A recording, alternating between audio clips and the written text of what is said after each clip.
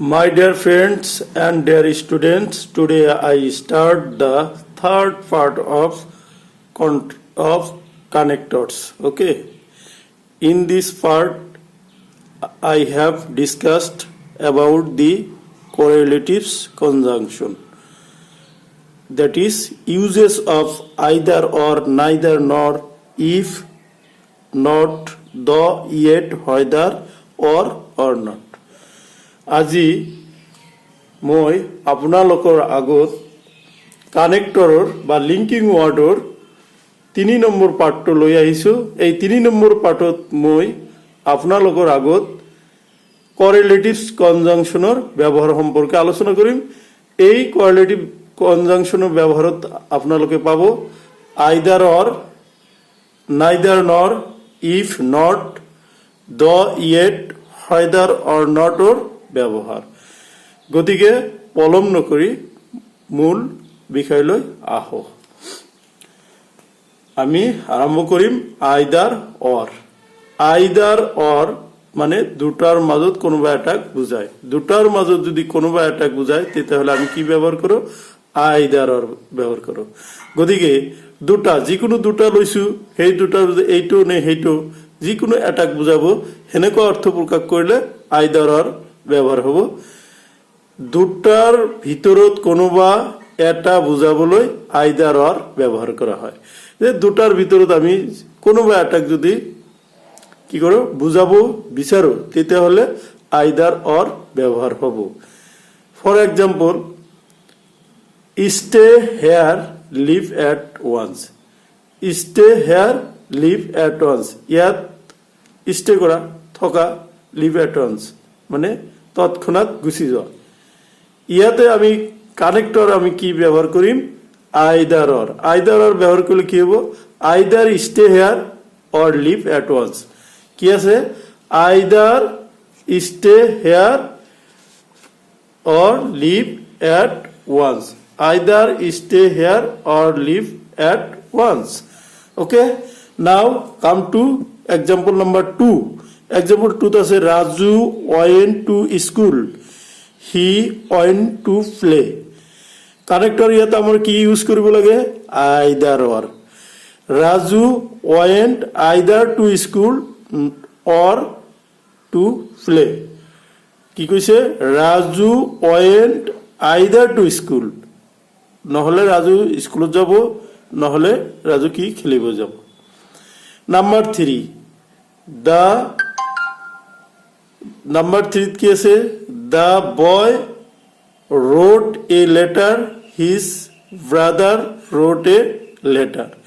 Either the boy or his brother wrote a, এতিয়া কি আছে? The boy wrote a letter, his brother wrote a letter. Either the boy or his brother wrote a letter. মানে লেটারটো হয়তো লৰাটো লিখিছে, নহলে তেওঁৰ ভাইয়ে লিখিছে। Number 4, my uncle is a teacher, he is a doctor.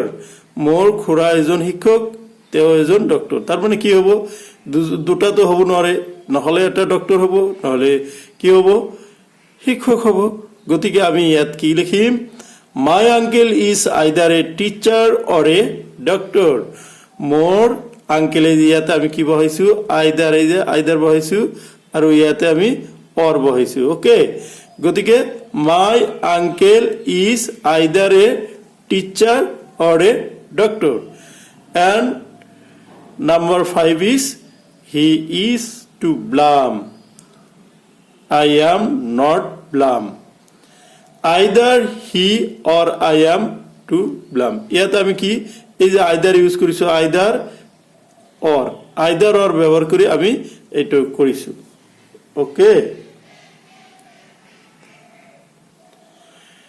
এতিয়া আমি আহো নাইদাৰ নৰৰ ব্যৱহাৰ লৈ। মই এইখিনিতে আপোনালোকক এটা কথা কৈ থৈ দিওঁ, মোৰ অংকৰ কাৰণেও এটা চেনেল আছে, সেইটোৰ নাম হ'ল মেথছ অসম। তাতে টেটৰ কাৰণে ধুনীয়া ধুনীয়া ভিডিঅ' বনোৱা আছে। আপোনালোকে মোৰ এই ভিডিঅ'ৰ ডিছক্ৰিপশ্যনত সেই মেথছৰ চেনেলৰ লিংক দিয়া আছে আপোনালোকে তাতে গৈ মেথছৰ ভিডিঅ'খিনি চাব পাৰে নিশ্চয় আপোনালোকৰ সেই ভিডিঅ'ৰ জৰিয়তে সহায় হ'ব এতিয়া আমি আহো নাইদাৰ নৰৰ ব্যৱহাৰ লৈ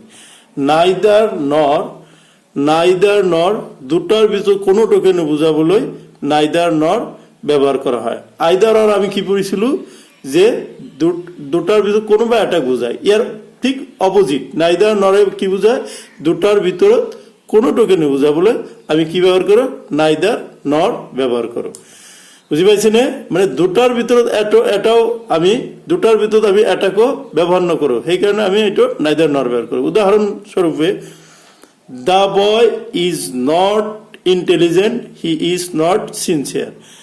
লৰাজন ইন্টেলিজেন্ট নহয় লৰাজন সিনসিয়ার নহয় তার মানে কি হবো তো কোনোটোই নহয় এনেকৈ লিখিম the boy is neither intelligent nor sincere লৰাজন ইন্টেলিজেন্টও নহয় সিনসিয়ারও নহয় Number 2 he does not study till late night he does not go to bed till late night তার মানে কি তেও লেট নাইট লৈ স্টাডি নকৰে আৰু তেও কি কৰে লেট নাইট লৈ কি ডাজ নট বিছনাত না যায় এনেকুৱা কৈছে নেট লৈ হেখৰাতি লৈ গতিকে ইয়াৰ কি হ'ব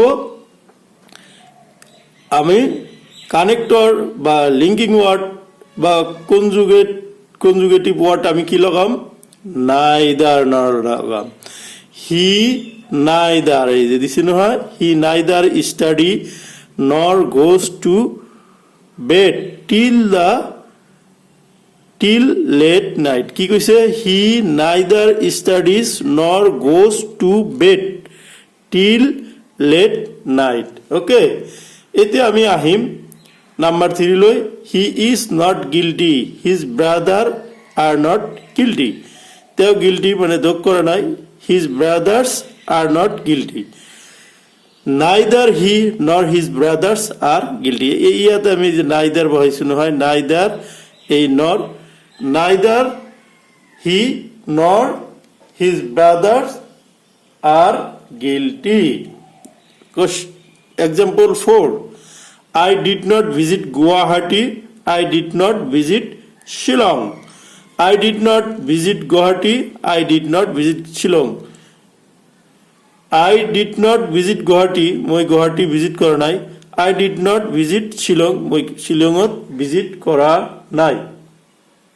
গতিকে ইয়াৰ আমি কানেক্ট কেনেকৈ কৰিম I visited neither Guwahati nor Shillong মই গুৱাহাটীও ভিজিট কৰা নাই গুৱাহাটীলৈ যোৱা নাই আৰু ভিজিট কৰা নাই ভ্ৰমণ কৰা নাই শিলংলৈ ভ্ৰমণ কৰা নাই ওকে আৰু এটা ডাইৰেক্ট কানেক্টিং থকা एग्जांपल লৈছো এটো কি I neither went to clean my room nor desire to go coloring কি কৈছে I এই যে neither হৈছে want to clean my room nor desire to go caroling okay এতিয়া আমি আহো 3 নম্বৰ কানেক্টৰ লৈ if not ৰ কেনেকৈ আমি ব্যৱহাৰ কৰো if not ৰ হলনি unless ব্যৱহাৰ কৰা আমি if not যদি নহয় এটোৰ যদি নহয় এনেকুৱা অৰ্থ প্ৰকাশ কৰিলে আমি কি ব্যৱহাৰ কৰো unless ব্যৱহাৰ কৰো unless ব্যৱহাৰ কৰি আমি কানেক্ট কৰিব পাৰো আমি কেইটামান উদাহৰণ লও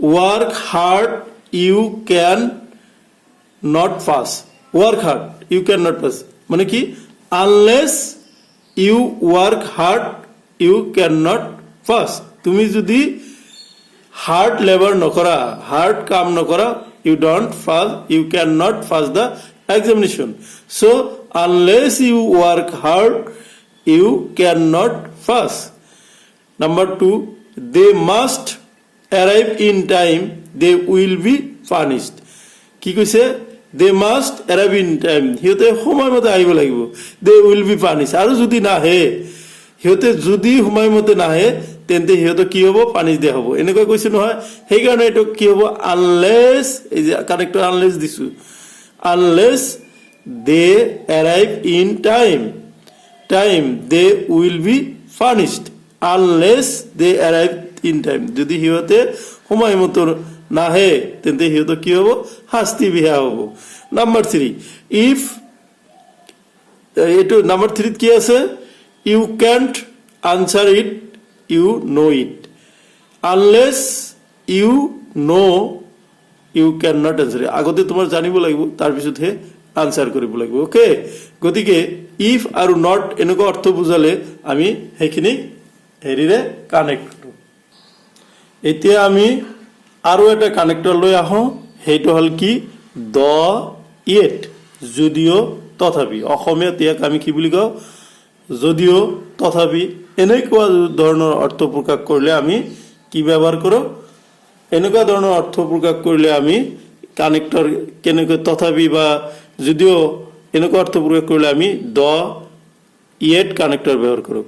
দুটা বিপৰীত ধৰ্মী সেন্টেন্সক লগ লগাবলৈ দ ইয়েট ব্যৱহাৰ কৰোঁ. মানে বিপৰীত, অপজিট. ধৰা মই যাম, সি নাযায়, এনেকুৱা ধৰণৰ বিপৰীত ধৰ্মী অৰ্থ প্ৰকাশ কৰিলে তথাপি বা যদিও আমি অসমীয়াত ব্যৱহাৰ কৰোঁ, ইংৰাজীত আমি ইয়াক দ ইয়েট বুলি কওঁ. দেখা নাম দেখো আমি এক্সাম্পল অনত আহো, he spoke the truth, no one believed him. He spoke the truth, কিন্তু তেওঁ সঁচা কথাই কৈছে, নো ওৱান বিলিভ হিম, মানে বিপৰীত ধৰ্মৰ হেৰিটো হ'ল কি কোনেও এইটো বিশ্বাস কৰা নাই. The he spoke the truth yet no one believed him, যদিও তেওঁ সঁচা কথা কৈছে কোনেও তেওঁৰ সেই সঁচা কথাটো বিশ্বাস কৰা নাই. Number 2, she was ill, she took the examination, মানে তেওঁ অসুস্থ হৈছে, কি তেওঁ এক্সামিনেশ্যন দিছে. দ she was ill yet she took the examination, যদিও তেওঁৰ কি হৈছে অসুখ হৈছে তথাপি তেওঁ পৰীক্ষা দিয়াটো বাদ দিয়া নাই. Number 3, I know him well, I don't call him. I know him well, মই তেওঁক ভালকৈ জানো. I don't call him, মই তেওঁক মাতিব নোৱাৰিম. I know him well yet I don't call him, যদিও মই তেওঁক জানো, ভালকৈ জানো, তথাপি মই তেওঁক মাতিব নোৱাৰিম. ওকে, আমি আজিৰ ভিডিঅ'ৰ লাষ্ট কানেক্টৰলৈ আহোঁ.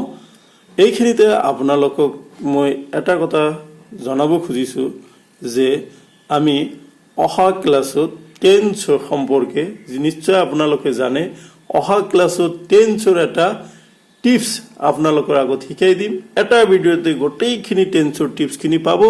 আৰু মোৰ চেনেলৰ একেবাৰে প্ৰথমত টেন্সৰ 17টা ভিডিঅ' আপলোড কৰা আছে, তাতে আপোনালোকে থৰলি পাই যাব. গতিকে LP আৰু EV টেটৰ পৰীক্ষাৰ্থীসকল আপোনালোকক জনাব পাই সুখী হৈছোঁ যে আপোনালোকে যদি সেই ভিডিঅ' 17টামান চাই টেন্সৰ বিষয়ে সম্পূৰ্ণ নলেজ আপোনালোকৰ হ'ব বুলি মই আশা ৰাখিলোঁ. ওকে, গতিকে আমি লাষ্ট কানেক্টৰ লৈ আহোঁ, হয়দাৰ অৰ not.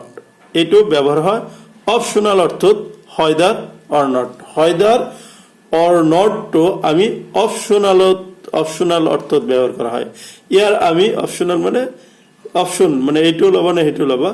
Example, whether he should wear the blue suit or the green on.